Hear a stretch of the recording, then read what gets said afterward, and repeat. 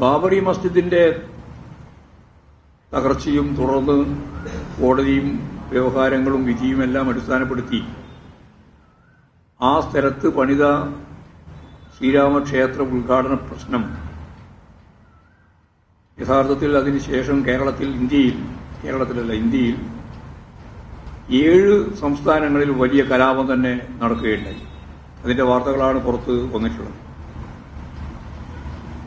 7 സംസ്ഥാനം എന്ന് പറയുമ്പോൾ അതിൽ UP ഉണ്ട്, മധ്യപ്രദേശ് ഉണ്ട്, മഹാരാഷ്ട്രയുണ്ട്, ഗുജറാത്ത് ഉണ്ട്. ഇതെല്ലാം BJP ഭരിക്കുന്ന സംസ്ഥാനങ്ങളാണ്.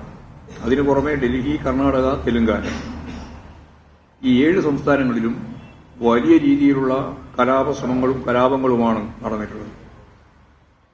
മുസ്ലിം ജനങ്ങൾക്കെതിരായിട്ടുള്ള വലിയ രീതിയിലുള്ള അതിക്രമം നടക്കുകയാണ്.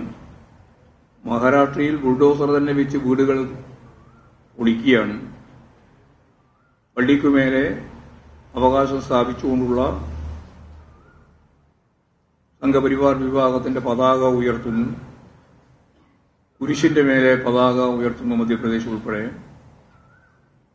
ഇങ്ങനെ വിവിധ സംസ്ഥാനങ്ങളിൽ, ഞാൻ നേരത്തെ പറഞ്ഞ 7 സംസ്ഥാനങ്ങളിൽ ന്യൂനപക്ഷങ്ങൾക്കെതിരായിട്ടുള്ള വലിയ കടന്നാക്രമം ഇതിന്റെ മറവിൽ നടന്നുവരുന്നു എന്നാണ് വാർത്താമാധ്യമങ്ങൾ ഇന്ന് പുറത്തുകൊണ്ടുവന്ന വിവരം. ഇത് 2024 നടക്കാൻ പോകുന്ന പാർലമെന്റ് തെരഞ്ഞെടുപ്പിന്റെ മുന്നിൽ വർഗീയമായ ധ്രുവീകരണത്തിന് ഉതകുന്ന നിലപാടിന്റെ ഭാഗമായിട്ട് രാമക്ഷേത്ര ഉദ്ഘാടന തുടർച്ച ഉണ്ടാക്കാൻ വേണ്ടിയുള്ള ബോധപൂർവമായ ഭരണവർഗത്തിന്റെ പ്രവർത്തനമാണ് എന്ന് കാണാനും നമുക്ക് സാധിക്കും. സാഹിത്യ, കലാ, സാംസ്കാരിക മേഖലയിൽ വളരെ ബോധപൂർവവും ആസൂത്രിതവുമായ ചില ന്യൂ മീഡിയ രംഗം പ്രത്യേകിച്ച് വലിയ അതിക്രമങ്ങൾ നമ്മുടെ നല്ല കേരളത്തിലെ തന്നെ വളരെ പ്രധാനപ്പെട്ട ചിലർക്ക് നേരെ, സൂരജ് സന്തോഷ്, പ്രസീത ചാലക്കുടി തുടങ്ങിയിട്ടുള്ളവർക്ക് നേരെ സൈബർ ആക്രമണം നടത്തുന്നു എന്നുള്ള വിവരം ഇതിനകം തന്നെ സജീവമായി ചർച്ച ചെയ്തിട്ടുണ്ട്.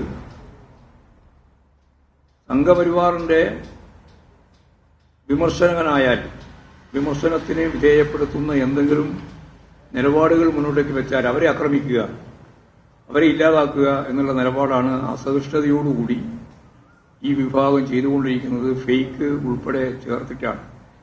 ഓരോരുത്തരുടെയും പേര് അന്വേഷിച്ച് നോക്കുമ്പോഴാണ് മനസ്സിലാക്കുക ഫേക്ക് ID ഉപയോഗിച്ചുകൊണ്ടാണ്, 100 കണക്കിന്.